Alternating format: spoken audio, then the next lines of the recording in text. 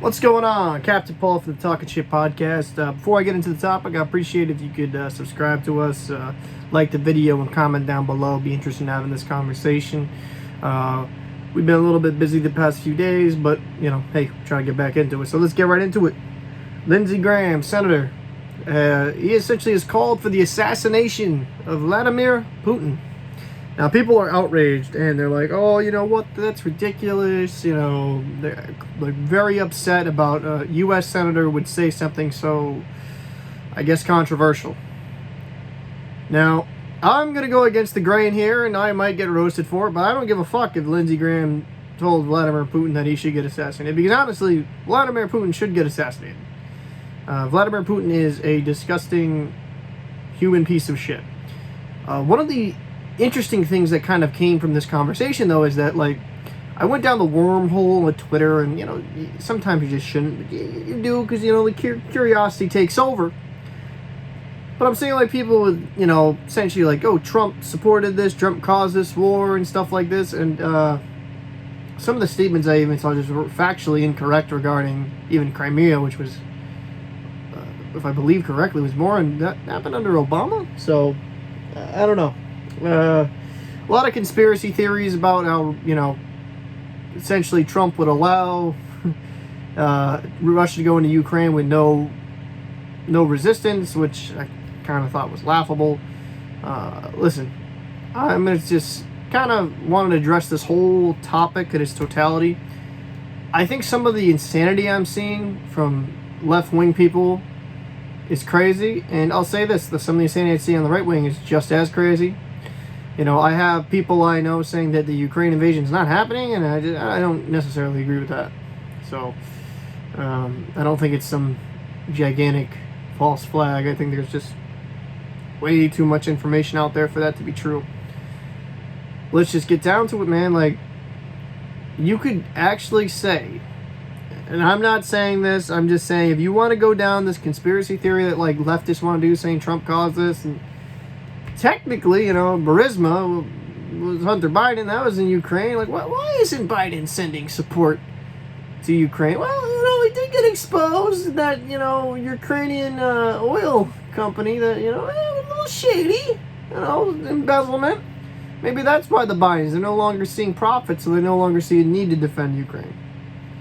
See, that's the thing with the conspiracy theorists, is that it only takes like a sliver of truth, and then you can go down this logical wormhole to make your point or your stance make somewhat sense, right? I like to deal with facts and logic, and let's just go and just say it. Hey, this is a very difficult situation. Do I think Vladimir Putin should be assassinated? Am I gonna be fucking angry if he Aaron Hernandez himself mysteriously? Absolutely not. What's going to happen in Russia for this to stop is Russian people getting tired of it and they overthrow him. But I don't see that happening either. So we're in a precarious situation here, right? You have some people, saying, like, we should just go in there, put troops, boots on the ground, support Ukraine, That would open a whole wormhole. Now we're dragging ourselves into a potential World War III because we have two nuclear nations in direct combat. Now, we've had proxy wars with Russia where we funded each different sides, and we've done that thing, but we've not had actual conventional warfare, right? It's been years. I think a lot of this stems from this issue is that we don't want to get involved in it. Now, I can see Russia's side of this argument. I'm not obviously saying, oh, the invasion's correct. Absolutely not. You should respect the nation's sovereignty. But at the same time, Ukraine was trying to join NATO, and they were trying to, NATO was kind of open to the idea because they want to get more members if possible.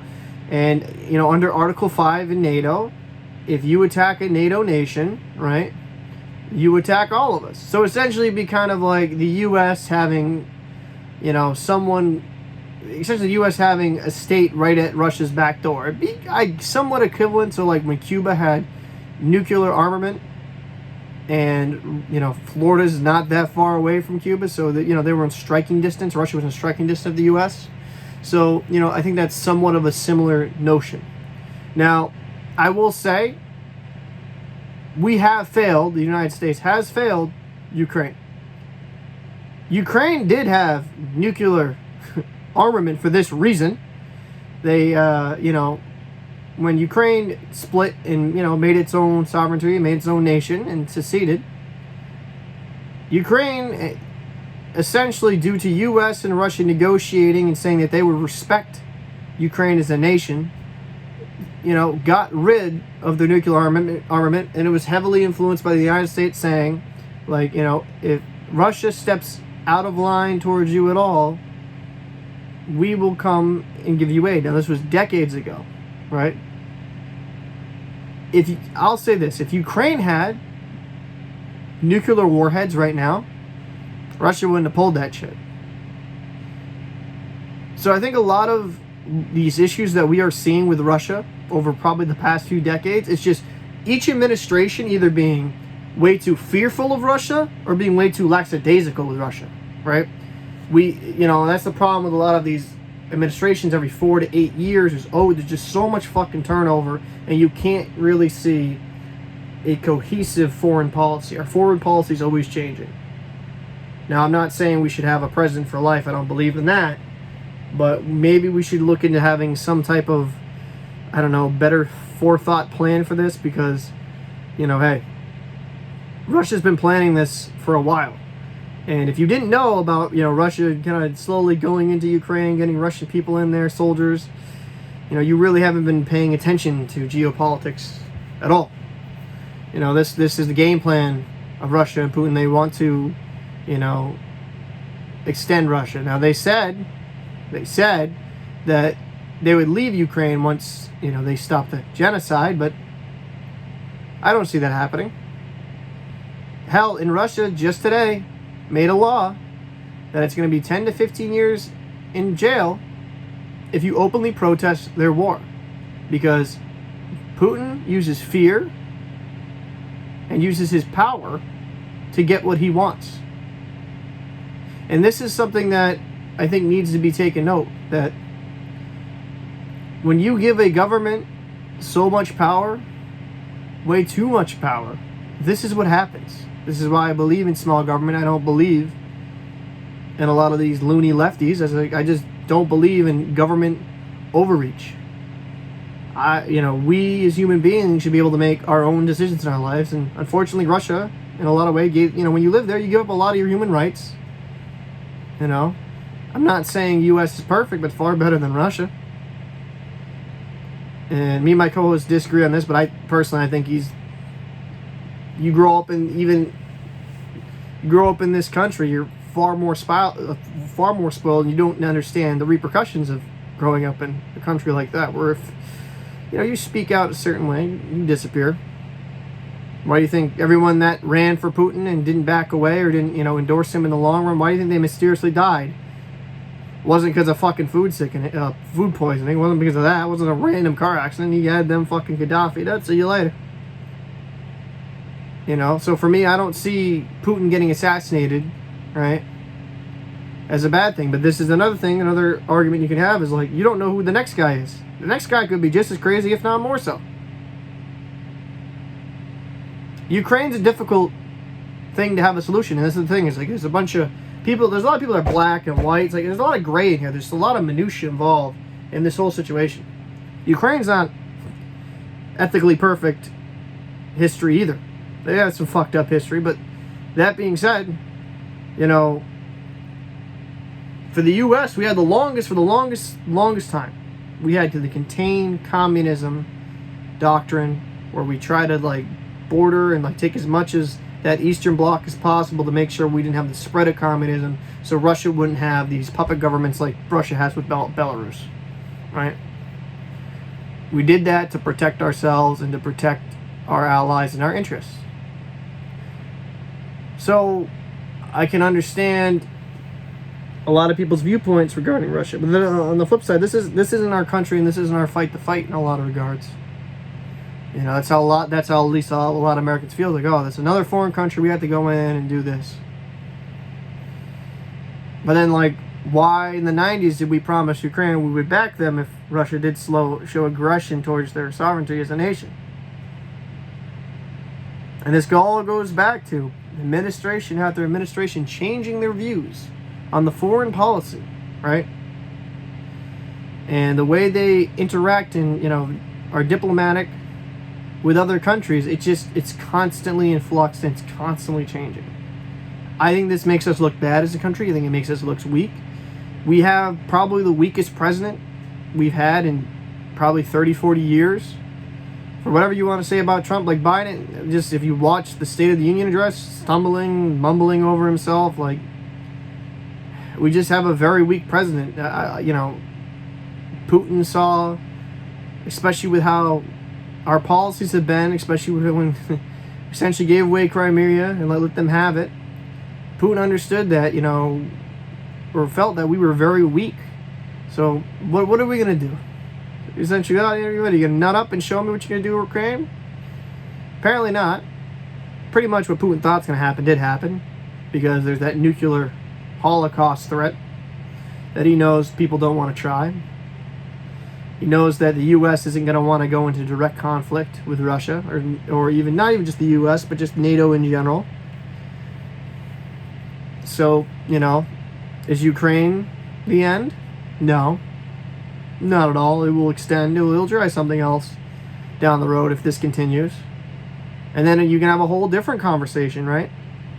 With Taiwan, with China.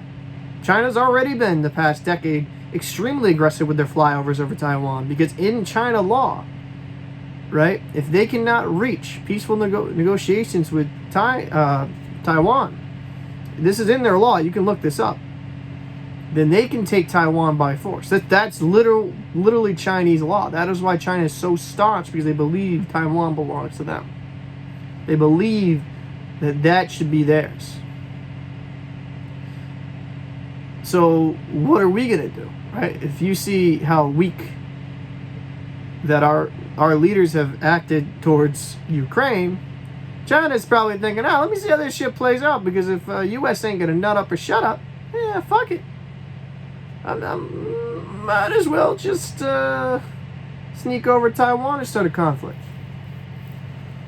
I encourage everyone to kind of educate themselves with the Taiwan-China situation, because, there might be some people that come, well, like in the 90s under Clinton, we did like a naval drive-by essentially, showing our force of power under the Clinton administration to show that how strong we were. But fun fact, we did that relatively recently and it did nothing. It actually increased the flyovers. China's about that action. They want Taiwan. So it's Ukraine right now. It's Taiwan next. So I apologize. This video became a kind of all-encompassing type of video. There's a lot to be said. There's a lot to have a conversation about. So, I feel like the assassination of Putin, said by Senator Graham, also just links into the Ukraine, the history of Ukraine, Russia versus U.S., then it even links into China, Taiwan, because I think this is a domino effect. We're going to see probably in the next year or so, probably more heavily militant attitude from China towards Taiwan if Ukraine is successfully taken by Russia. So I'm interested to see what you guys think. What do you think down below? Am I fucking crazy? Am I insane? Or do you think I'm right on with this? I would be, highly encourage you guys to comment down below and give me your viewpoint on the situation. Like I said, I appreciate if you could like, comment, and subscribe, because that would greatly help us in the algorithm. So this is Captain Paul. I'm done talking my shit, and I'll see you. Yes, you. I hope. Thought we were friends. In the next episode. Peace.